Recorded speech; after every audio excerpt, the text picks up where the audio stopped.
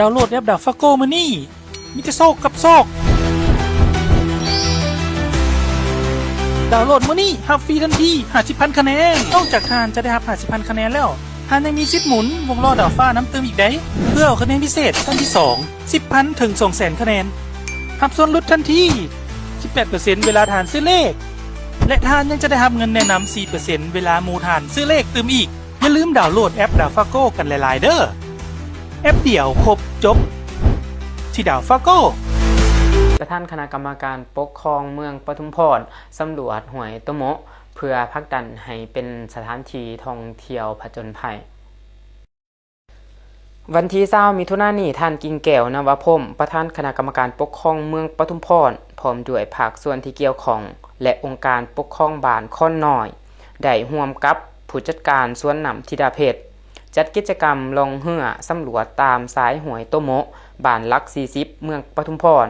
เพื่อศึกษาและประเมินความเป็นไปได้ในการพัฒนาแหล่งท่องเที่ยวเชิงผจญภัยและท่องเที่ยวทางธรรมศาสตร์ของเมือง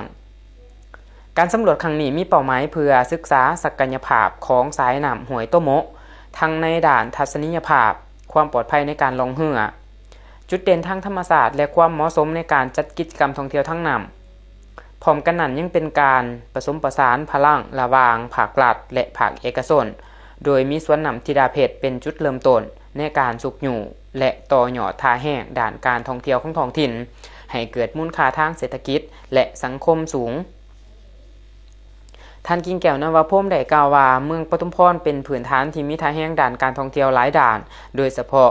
ท่องเที่ยวทางธรรมศาสตร์ที่ยังคงความอุดมสมบูรณ์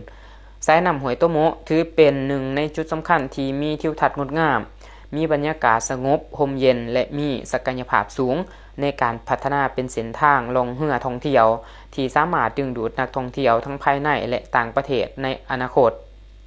การลงสำรวจครั้งนี้ยังเป็นการเก็บเก็บข้อมูลพื้นฐานที่สำคัญเพื่อนำไปสู่การวางแผนพัฒนาแหล่งท่องเที่ยวในระยะต่อไปโดยมุ่งสร้างให้เมืองปทุมพรกลายเป็นเมืองแวและเมืองท่องเที่ยวธรรมศาสตร์ที่มีกิจกรรมที่หลากหลายสอดคล้องกับสภาพตัวจริงของพื้นที่ทั้งนี้การพัฒนาจะดำเนินไปควบคู่กับการอนุรักษ์สิ่งแวดล้อมการรักษาระบบนิเวศทางธรรมศาสตร์และคงไว้ซึ่งห้องห้อยด่านวัฒนธรรมประวัติศาสตร์ของท้องถิ่นอย่างยืนยง